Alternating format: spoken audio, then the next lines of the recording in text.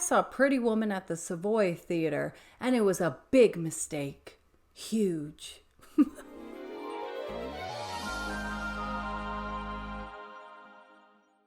Hello! I was about to call you Pretty Women, but I don't know how you would handle that. Either you would be offended or laugh uncontrollably. Anyways, welcome to Performance Perspective, where we talk about different shows, whether they're on stage or on TV. If you're new here, hi, I'm Cara Darling, and if you love talking about, shows and musicals, then don't forget to subscribe, because today we are talking about Pretty Woman the musical. For Christmas, my husband got me tickets to not one, not two, but 3 musicals of my choice. Technically 4, because we also saw Totoro. Well, I had the choice to choose which musical to see. The first choice was Phantom because of the rumors that it's finally closing, and I've never seen it live. My last episode is about the experience at the show and also some thoughts. The second show I chose was & Juliet because I didn't know anything about the show except that it's a jukebox musical, and some friends said it's pretty good without giving any more details. That episode will be coming soon, so stay tuned. So I had one more choice. I could have seen Matilda, Moulin Rouge, or even Elf. But no! I wanted to feel at home in a different country. And Pretty Woman is set in Los Angeles, so, why not? One of my favorite things to do is go see a show without much information, because then I feel I'm following the story. But the problem here is that I know the movie very well. Pretty Woman first came out in 1990, starring Julia Roberts and Richard Gere. This was directed by Gary Marshall, and the reason I wanted to bring that up is that there are so many movies he directed that I still love to this day. Overboard, Runaway Bride, which is also starring Julia Roberts and Richard Gere, Princess Diaries, Raising Helen, Mother's Day. I love them. Gary Marshall sadly passed away in 2016, and I have to say I do miss those feel-good movies, and he seemed to know the secret sauce, which maybe it wasn't such a secret. It seems that he always made the cast and crew feel like they're a family, and he was able to create genuine scenes. Not a lot of people know this, but Pretty Woman was originally supposed to be a much darker story known as 3000. There's a show on Netflix called The Movies That Made Us, and one of the episodes is about Pretty Woman. How it went from a darker story to Disney getting the rights and putting Gary Marshall to direct, who is known for comedies. The thing I did learn about the process of filming Pretty Woman is that it was chaotic. This is because the way Gary directed was they didn't follow the script, and there's a lot of improv. He might tell them, do it sad, do it funny, say something about his shoes. So the actors had no clue what the movie actually was. Jason Alexander, who played Stucky, wasn't wanted by Gary for certain reasons, but shooting was going on, so Gary was forced to take Jason Alexander, and then he became a fan of him. To which that he started telling others to check out this guy out for a certain show, and that show was Seinfeld. There were multiple things in the movie that was not in the script. And the most iconic one was the closing of the jewelry box. That was Richard Gere's idea, and he thought it would be fun for the gag reel, but the editor put it in the final cut. I just want to say props to the editor, Priscilla Netfriendly, because can you imagine getting the dailies, which is unedited footage, and it doesn't match the script? So she, along with Gary Marshall, are piecing it together to make it a fluid, consistent story. Gary Marshall had the dream that Pretty Woman would be a musical on Broadway and started production, but he passed away during the process. But it did make its debut in Broadway in 2018. I have to admit, I was wondering, will this musical have the same charm that the movie does? And to my surprise, they did it. It wasn't that good, and I wish no one thought to make it a musical, especially when you learn about how the movie was made in a wild, organic way. It just seems obvious that Gary Marshall would have possibly had more input about the creation of the musical. Well, let's talk about what I did like about the show that I saw in London.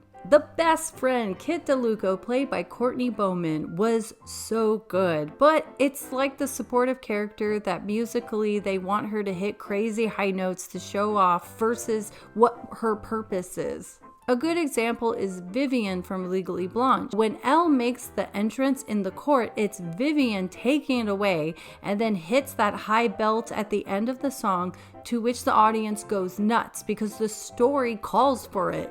Kit can sing, but it brought nothing to the story. Remember in a previous episode, it's the one Matilda the musical, I talk about how important it is to have music that propels the story, or they have music so someone can make a costume change.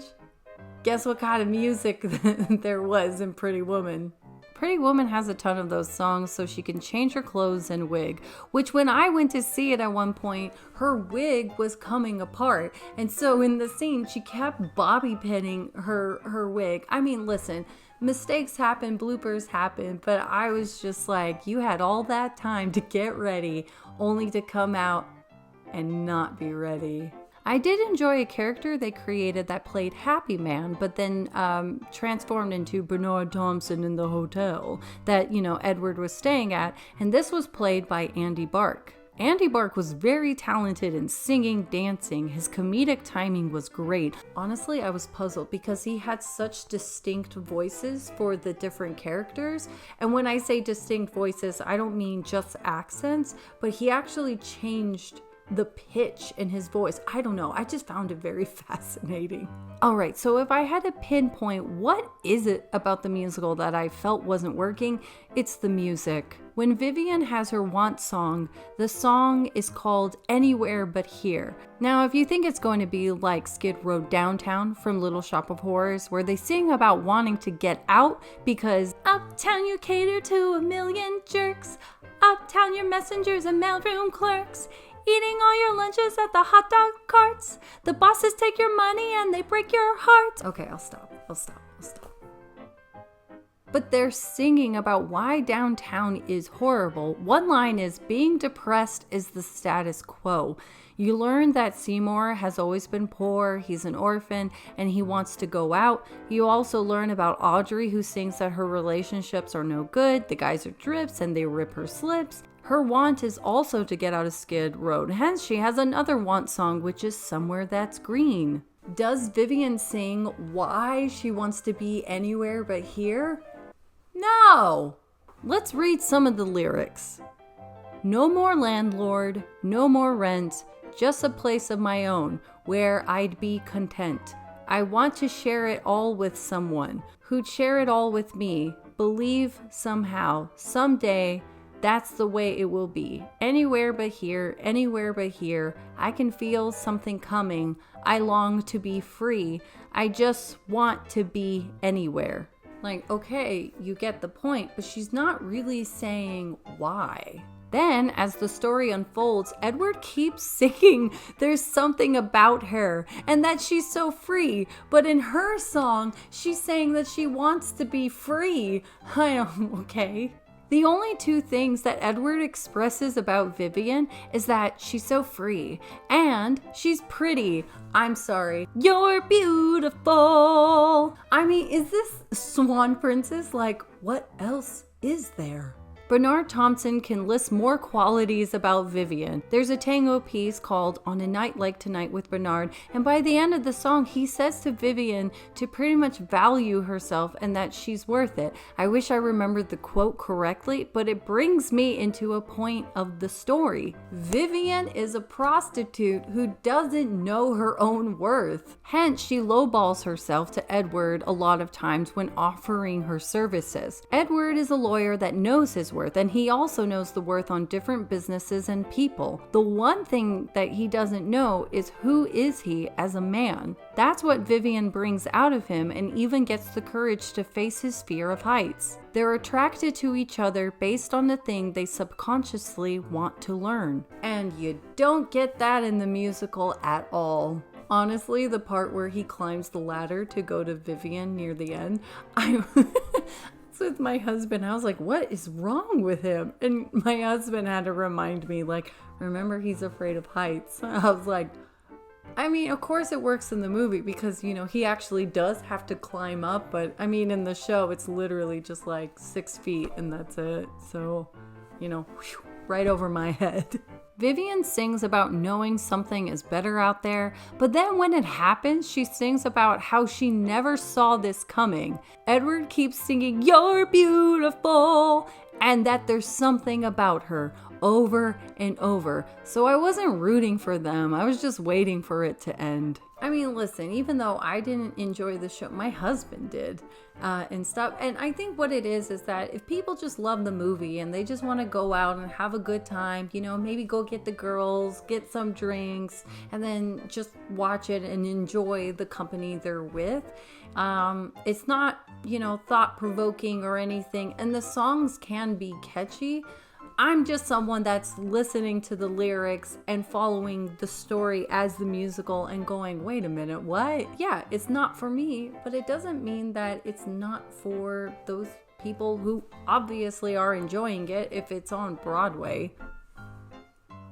You know what I think it is? I think I'm just getting tired of movies that are being put into musicals, but they're not good musicals, but it becomes popular because people just love that movie. And don't get me wrong, like, listen, when Legally Blonde, the musical, came out, I was like, I love the movie. I'm not going to watch this musical. It came out on MTV, and I was like, this is amazing. This is well thought out. The music is bomb. And stuff. Pretty Woman isn't that. Anyways, darlings, that's it for today's episode. I would love to know, what are your thoughts about Pretty Woman? And also, how do you feel about movies that become musicals? And without further ado, take care, darling.